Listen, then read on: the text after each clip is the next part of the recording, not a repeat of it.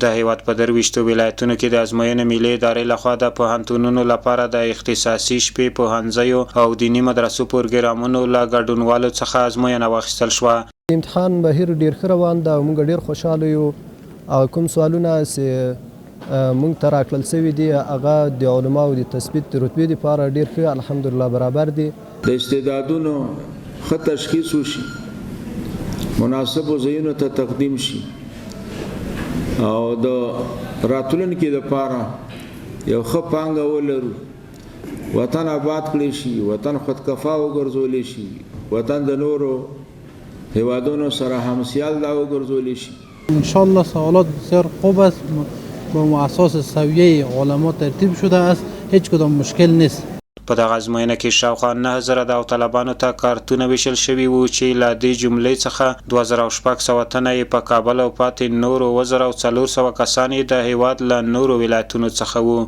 د ملي ادارې لخوا څخه چې کومه شفافه او رڼه صافه ازموینه اخیستل کیږي، په دې کې د شاګردانو او د داوطلبانو هغه استعدادونه معلومیږي. زیات شمېر علمان د دینی مدرسو فارغین د 14مو ټولګیو فارغان او هغه څوک چې غواړي د شپې لخوا درس ولولي په دې امتحان کې ګډون کوي.